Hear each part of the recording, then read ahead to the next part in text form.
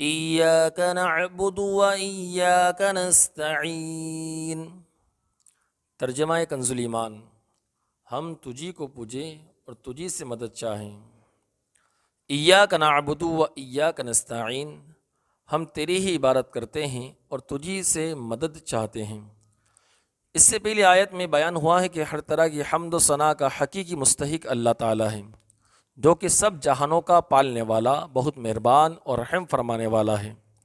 اور اس آیت سے بندوں کو سکھایا جا رہا ہے کہ اللہ تعالیٰ کی بارگاہ میں اپنی بندگی کا اظہار یوں کرو کہ اے اللہ، ہم صرف تیری ہی عبادت کرتے ہیں، کیونکہ عبادت کا مستحق صرف تو ہی ہے، اور تیرے علاوہ اور کوئی اس لائق ہی نہیں کہ اس کی عبادت کی جا سکے، اور حقیقی مدد کرنے والا بھی تو ہی ہے۔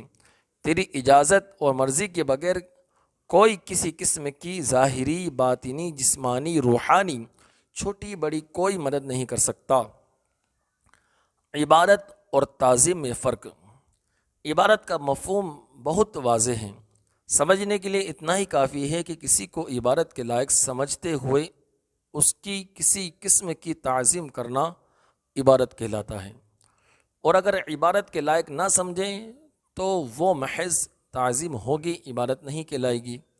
جیسے نماز میں ہاتھ باندھ کر کھڑا ہونا عبادت ہے، لیکن یہی نماز کی طرح ہاتھ باندھ کر کھڑا ہونا استاد، پیر یا ماں باپ کے لیے ہو تو محض تعظیم ہے، عبادت نہیں۔ اور دونوں میں فرق وہی ہے جو کہ ابھی بیان کیا گیا۔ آیت ایاک نعبد سے معلوم ہونے والی اہم باتیں۔ آیت میں جگہ جمع کے صیغے ہیں، جیسے ہم تیری ہی عبادت کرتے ہیں۔ اس سے معلوم ہوا کہ نماز جماعت کے ساتھ ادا کرنی چاہیے، اور دوسروں کو بھی عبادت کرنے میں شریک کرنے کا فائدہ یہ ہے کہ گناہ گاروں کی عبادتیں اللہ تعالیٰ کی بارگاہ کے محبوب اور مقبول بندوں کی عبادتوں کے ساتھ جمع ہو کر قبولیت کا درجہ پا لیتی ہیں۔ نیز یہ بھی معلوم ہوا کہ اللہ تعالیٰ کی بارگاہ میں اپنی حاجت عرض کرنے سے پہلے اپنی بندگی کا اظہار کرنا چاہیے۔ امام عبداللہ بن احمد نصفی رحمۃ اللہ تعالیٰ علیہ فرماتے ہیں، عبادت کو مدد طلب کرنے سے پہلے ذکر کیا گیا، کیونکہ حاجت طلب کرنے سے پہلے اللہ تعالیٰ کی بارگاہ میں وسیلہ پیش کرنا قبولیت کے زیادہ قریب ہے۔ اللہ تعالیٰ کی بارگاہ میں وسیلہ پیش کرنے کی برکت۔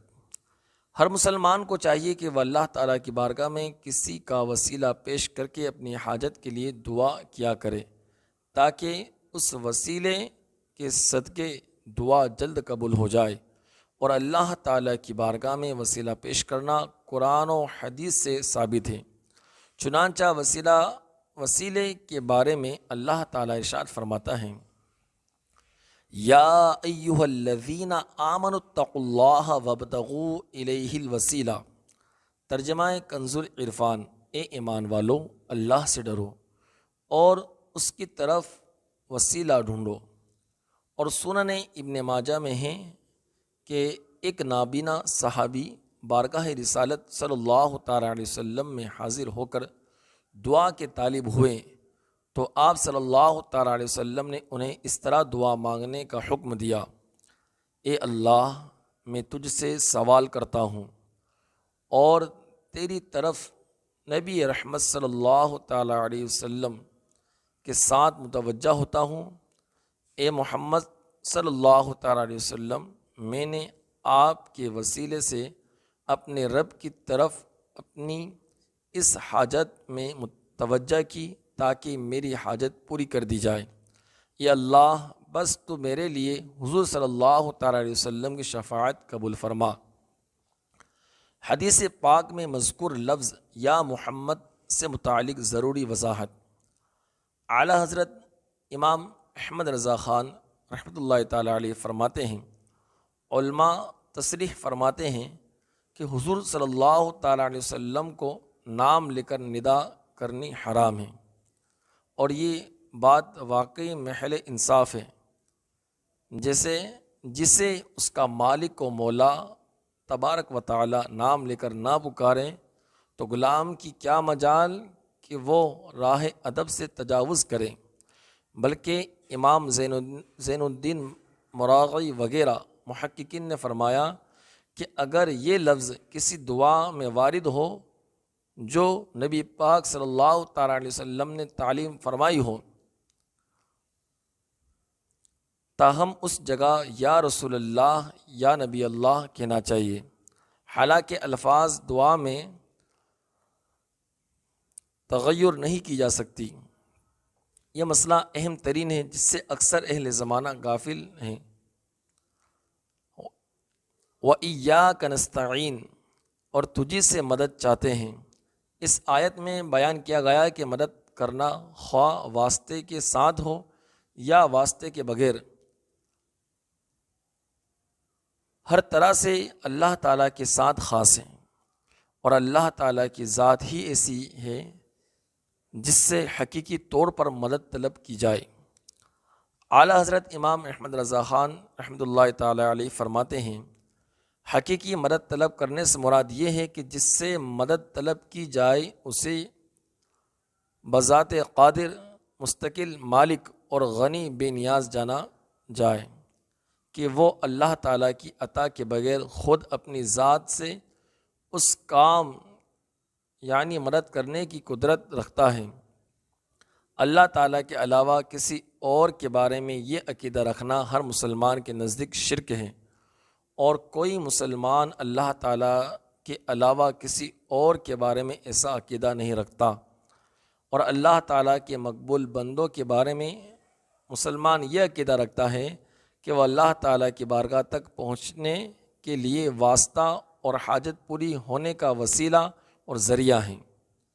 تو جس طرح حقیقی وجود کے کسی کے پیدا کیے بغیر خود اپنی ذات سے موجود ہونا اللہ تعالیٰ کے ساتھ خاص ہے، اس کے باوجود کسی کو موجود کہنا اس وقت تک شرک نہیں جب تک کہ وہ حقیقی وجود مراد نہ لیا جائے۔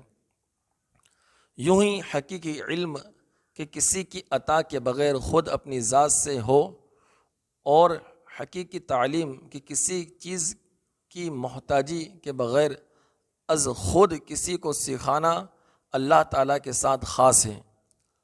اس کے باوجود دوسروں کو عالم کہنا یا اس سے علم کی طلب کرنا اس وقت تک شرک نہیں ہو سکتا جب تک کہ وہی اصلی معنی مقصود نہ ہو۔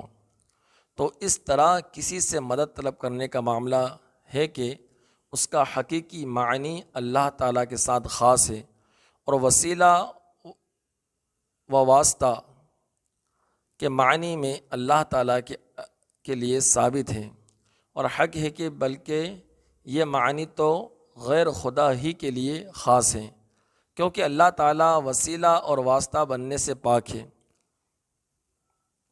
اس سے اوپر کون ہے کہ اس کی طرف وسیلہ ہوگا، اور اس کے سوا حقیقی حاجت روا کون ہے، یہ بیچ میں واسطہ بنے گا۔ بد مذہبوں کی طرف سے ہونے والا ایک اعتراض ذکر کر کے اس کے جواب میں فرماتے ہیں، یہ نہیں ہو سکتا کہ خدا سے توسل کر کے اسے کسی کے یہاں وسیلہ ذریعہ بنایا جائے۔ اس وسیلہ بننے کو ہم اولیاء کرام سے مانگتے ہیں، وہ دربار الہی میں ہمارا وسیلہ، ذریعہ اور قضاء حاجت کا واسطہ ہو جائے۔ اس بے وقوفی کے سوال کا جواب اللہ تعالیٰ نے اس آیت کریمہ میں دیا ہے، وَلَوْ أَنَّهُمْ إِذ ظَلَمُوا أَنفُسَهُمْ جَاءُوكَ فَاسْتَغْفِرُوا اللَّهَ وَاسْتَغْفَرَ لَهُمُ الرَّسُولُ لَوَجَدُوا اللَّهَ تَوَّابًا رَحِيمًا۔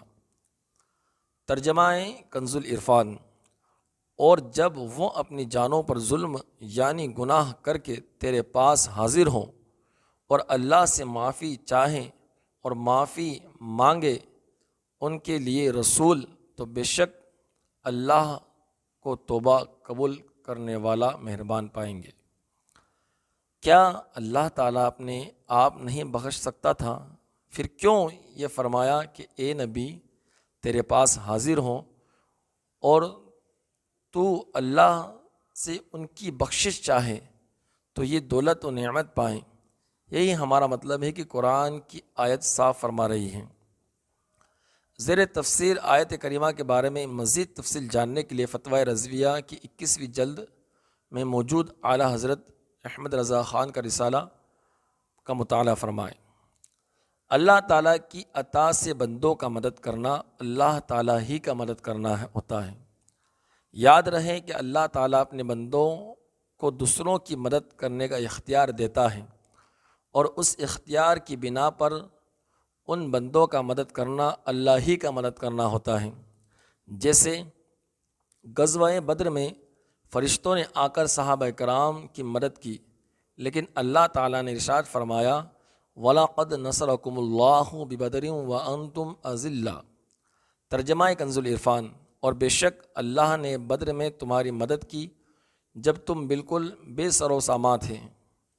یہاں فرشتوں کی مدد کو اللہ تعالیٰ کی مدد کہا گیا۔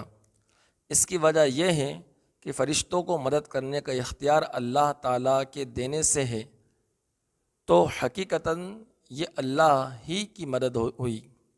یہی معاملہ انبیاء کرام علیہم الصلاۃ والسلام اور اولیاء اعظام رحمۃ اللہ تعالیٰ علیہم کا ہے۔ وہ اللہ کی عطا سے مدد کرتے ہیں، اور حقیقتاً وہ مدد اللہ ہی کی ہوتی ہے۔ جیسے حضرت سلیمان علیہ الصلاۃ والسلام نے اپنے وزیر حضرت آصف بن برقیہ رضی اللہ تعالیٰ عنہ سے تخت لانے کا فرمایا، اور انہوں نے پلک جھپکنے میں تخت حاضر کر دیا۔ اس پر انہوں نے فرمایا ھذا من فضل ربی، یہ میرے رب کا فضل ہے، یہ میرے رب کے فضل سے ہیں۔